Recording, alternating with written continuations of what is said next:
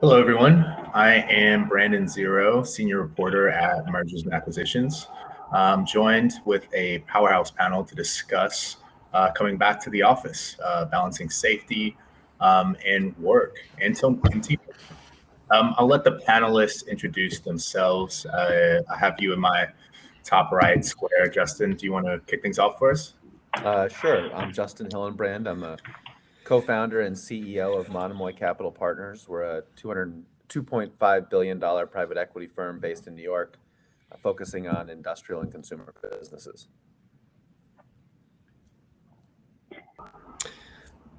Hi, good afternoon, everyone.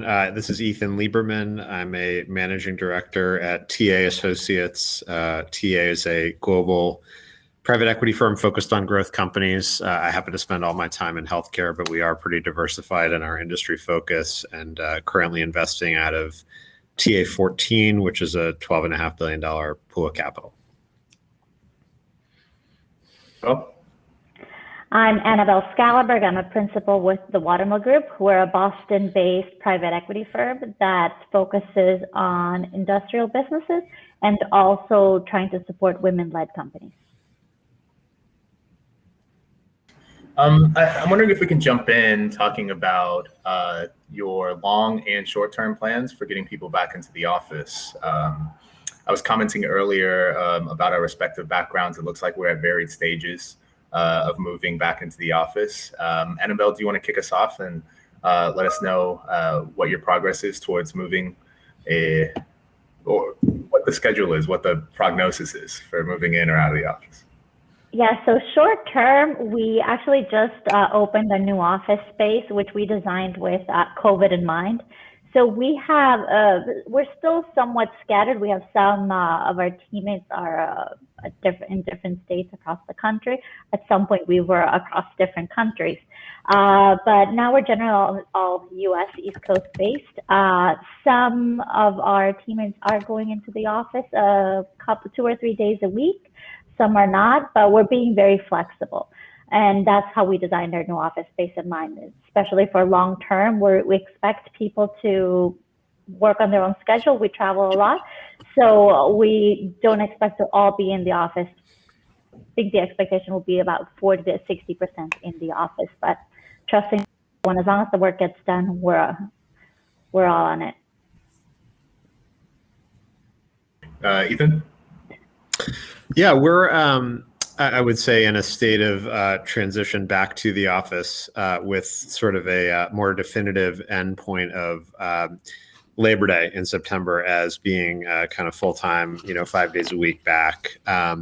We've had a lot of internal discussion amongst partners, amongst all staff at TA regarding, what the longer-term plan will be. And I think it's safe to say we're not quite sure. We felt it important to give people a lot of advance notice on the September date in order to plan around their own lives and their families' lives. But I think the idea would be once we reconvene in person on a pretty regular basis, we'll then be able to better evaluate, what do we take from COVID in terms of flexibility and how do we implement that? And frankly, do we implement the same policies for all of our offices? We have 5 around the world, and also for all of our staff, right? We have investment staff, we have non-investment staff, et cetera. So those are all still being debated. And what do rollout plans look like for you, Justin? Well, actually, we are back. As of 2 weeks ago, right after July 4th, we have 3 offices around the country, and all 3 of those offices are fully back, all in the office 5 days a week. Like Ethan, we're probably going to assess the go-forward plan once we've had a couple of months under our belt. But we may all come back, and so far, it has worked pretty well.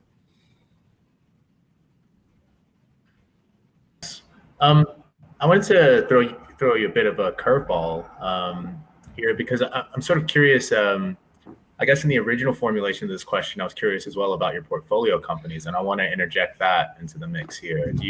Is it important for you all to have your portfolio companies have a similar return to work policy as you do, or is that something you see as a value driver? I'll hit you with that, Justin. Almost all of our portfolio companies are back as well. There are a couple of exceptions in pockets that have relatively high incident rates at the moment. A bunch of the office staff have decided to wait and see how it plays out. But by and large, all of our portfolio companies are back.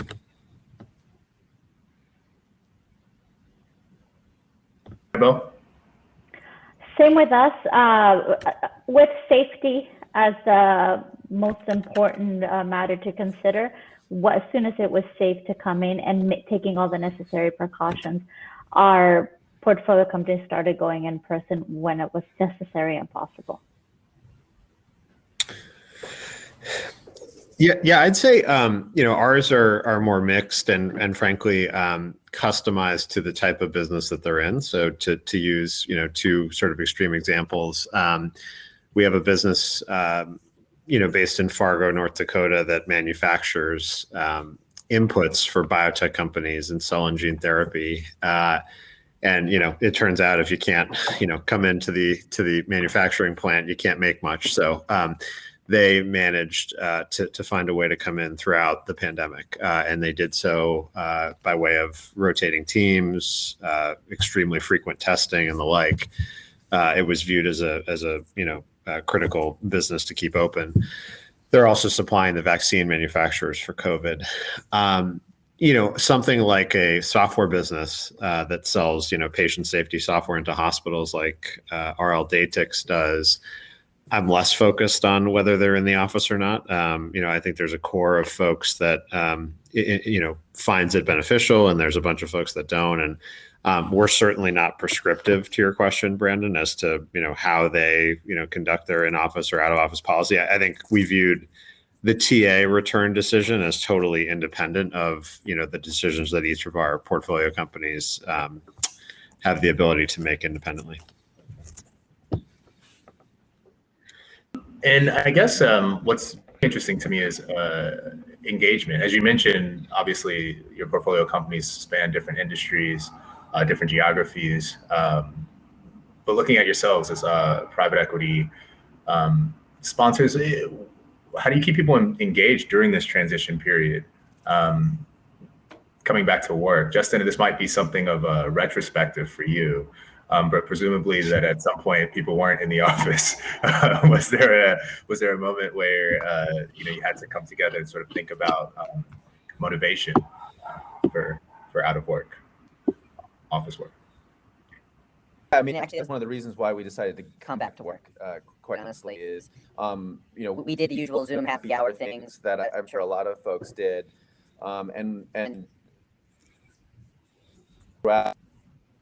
we were able to get together in ish groups, outside and socially distanced. But I heard was a real desire to get back together, get vaccinated, and I'd say about 98% of our firm is vaccinated, and so that the interactions throughout the COVID period really allowed us to come back to work as soon as we could.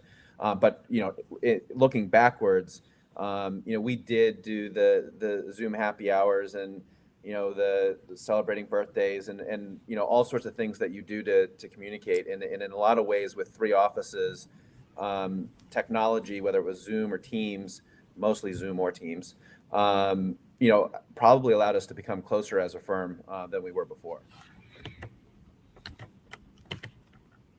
Is that your experience as well, Annabelle? Yeah, we also had the Zoom happy hours where we talked about anything but work. So on a weekly basis, Wednesday afternoons, we were all firm-wide. We're all trying to all be on Zoom and would chit chat. So we also did yoga classes, cooking classes, how to build a gingerbread house around the holidays. And we also brought in part of our families too for some of those events.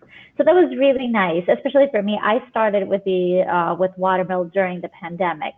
So we were able to connect that way. We also had, for a little bit, we would show up in the office when we knew someone else was going to be in there to make sure we had some connection. But the second we opened our new office space, and at that coincidentally, we were almost all vaccinated, we started going back. And we're not, as I said, we're not in every day, but when we know someone else is going to be in, we try to plan something around it. We have our standing investment committee on Monday. So we try to be in person for that, so we can all sit around the tables and potentially like grab lunch together or grab something after work. So we just try to, communication's really open, and we talk about who's going to be in and who's not, so that we can plan around that. Imagine a better icebreaker than watching me fall over trying to do tree posts Yeah. for an intro to Brandon's life. Ethan, what's Yeah, I mean, listen, it sounds like we've all invested in the Zoom entertainment economy across our firms. Cocktail making, fitness classes, happy hours, et cetera, here as well. I would say, I mean, not to be a downer, but I found that there was, sort of diminishing enthusiasm and utility for those events over time. I mean, I think initially there was novelty to it, right? And there was high engagement. And I think, ultimately I sensed a little bit more, it became kind of a, begrudging duty to show up to these things. And, it was another Zoom on the calendar of a whole lot of Zooms. I think, my philosophy was, conveniently when vaccines started to roll out, and we too, I actually would like to know our vaccination rate. I don't know it exactly. I think it's quite high, but we sort of, I think, had been hitting a wall a little bit in terms of, the ability to continue to engage people via Zoom in the way in which we're all talking about, which is like deep engagement to build morale and build rapport with each other. So it's quite convenient that point coincided with vaccines and therefore an ability to go back. And I see the nature of the interactions with my colleagues and amongst my colleagues now that we are mostly back to be so enthusiastic, so embracing, so just sort of relieved that I don't know that Zoom ever really came close to simulating that. So we all tried. It sounds like I found that eventually, there was going to be no replacement for what we're experiencing in person. I'll add something to that, though. Our weekly Zoom calls were Wednesdays at 4:30, so it was just before school pickup. And because they were on Zoom, I was able to do it either on my way there, safely driving, or I would park in the parking lot and do it there. When we moved to in person, I don't have the ability to be there. So I do think it helped to make sure that more people were included, especially for me. And that was something that coming into Watermill, we already were practicing flexibility even before COVID. But I have to say it benefited a lot of, I'm not going to speak for all moms, but it benefited this mom to have the flexibility to work from home, don't calls in the car, be able to do pickup and not have to rush and feel like nothing was running. So it was really good from that perspective. Speaking of, I wanted to pivot to another out of office work, if I could. I'm just curious, has business travel been something that is back on the agenda for you all? And if so, how has it changed since the pandemic? Can you speak to that, Justin? Yeah, I was actually just having this conversation yesterday with one of my colleagues. I would say business travel is back modestly. Certainly management presentations, certainly over the last, I would say 4 weeks, have been offered more and more in person. We've taken them up on that, but it's more or less been a recent event for us. I will say that going forward, talking to investment bankers, I still think there's going to be this element, especially in really remote locations or whatnot. The offering of a Zoom answer presentation is probably here forever, just depending on the situation. But I will say that I think the diligence world will have changed dramatically going forward.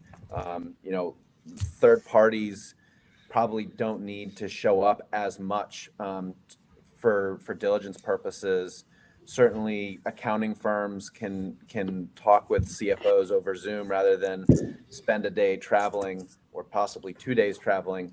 I think there will be relatively less travel as it relates to executing a deal, but I don't think it's going to be remote by any stretch of the imagination for all aspects of it. Ethan, Annabelle, if I don't want to. Yeah, Yeah, I mean, I'll go ahead, Annabelle. I'm happy to follow I you. was just gonna say, I'll echo that with definitely less travel, but I also think it's gonna be, we're gonna go into meetings with management with more information. So for example, we did a management presentation with a company on Zoom. No one was vaccinated at that point. After, we were surprised at how much we were able to build rapport and get what we wanted and get some of that human interaction via Zoom.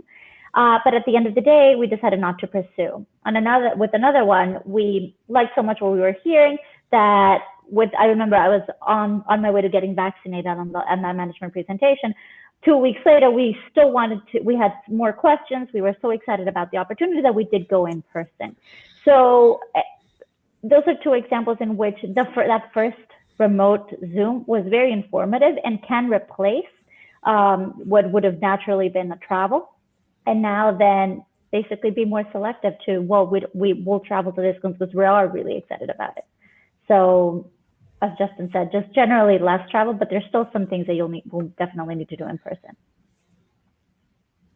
Yeah, I'd agree with all that, and maybe just the flavor that I'll add that we haven't talked about yet is just board meetings, because I think that ends up being an important part of our routine as investors. And I come to you live from Orlando here, just coming out of a board meeting myself, and it's crazy. But in this board meeting, I actually met the CEO that we hired a year ago in person for the first time, even though I can't count how many hours I've been on Zoom with him, whether in board meetings or otherwise, since we hired him. So that was sort of a bizarre experience. But the general consensus, at least amongst my boards, pleasingly, is that the sort of 4 times a year, fly in, have dinner, stay overnight, have a long meeting the next day, fly home. You're kind of talking about 2 days times however many boards times 4 a year. My colleague is fond of saying, like, that knocked out, let's say, depending on the number of boards, 20 to 40, very precious business days a year of time. And most of my boards are sort of coming around to the idea of 2 in person and 2 via Zoom, or maybe 2 home and 2 away, if you will, at the company at TA, for example. And so I think that's going to be just an amazing efficiency gain without loss on connectivity, et cetera. I mean, I remember sitting at, pre-COVID, the 4th out of 4, board dinners of a year going, I think we've kind of done this, pretty well, and I'm sure I'm picking up something here or there, but I'm also lamenting the fact that I have, a long journey home with connecting flights the following day. So that I think is going to be a nice pickup, with respect to travel that I'm sensing most of our companies are just fine with. Post-COVID world at last. Yeah. I am wondering, Annabelle, you said something quite interesting earlier that when you do return to work, that it'll be in an office that was designed with COVID considerations in mind. What could that possibly? You each get your own floor, or can you tell us more about it? It's very, very cool and I think very modern. And that is that we don't have dedicated office space. So if you show up on a Monday and you expect to be there on Tuesday, you park your things in a desk that's available, and you can leave your things. But if you don't expect to be there the next day or so, then you take it with you, and someone else will use that space the next day. So it's very flexible. It's also doing something very cool, and that is that we are asking our work friends to come and work from our space as well. So we've set up these universal docks so that anyone can come and benefit from the space, which is really, it's brought in a kind of a fresh perspective and some vibrancy that we're really enjoying. And no one's asking us to be in the office every day, but some are, and they're really enjoying it and having fun with it. So it's really cool to have that. I'll actually. Sure. I wonder. No, go ahead. I was going to echo what Annabelle said. Although we didn't open, well, we actually kind of did open. We opened a third office, but we retooled our existing office in New York and our third new office. We did it with sort of hoteling in mind, and so we definitely converted a number of offices to shared offices that you register in advance for. I think this whole pandemic will shift how we think about office space going forward. But we probably didn't go to the extreme like Watermill did, but we definitely we definitely are now incorporating sort of flexible space so that people coming and going don't have dedicated offices or dedicated desks.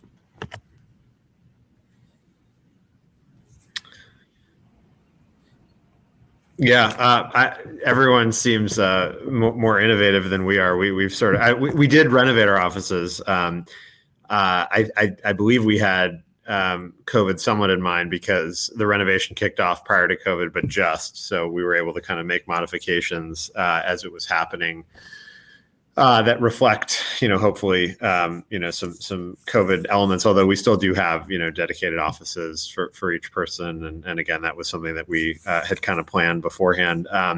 But the hoteling concept, makes quite a bit of sense to me, and actually for a subsegment of our what we call senior advisors, who are the folks that probably are in the office the least on our investment staff, there is a hotel model within our footprint for those individuals, and that I think makes a ton of sense. And frankly, those are used as guest offices nowadays, as much as they are by the senior advisors themselves. So maybe it's a little bit of a pilot for us, but otherwise, we are sort of still in the traditional assigned office setup. But it resonates to me the way that Justin and Annabelle have described their setups too. How far we've come in a couple years from the office supposedly moving to WeWork to Right. WeWork moving to the office. I'm checking the QA. I'm not seeing any questions on deck. That's about what I have. Thank you so much for your time, everyone. And I hope your journey back into the work world, or the status quo of it, is pleasant, and that it's pleasing for you. Great. Thanks, everyone. Thanks for your time. Thank you. Thank you.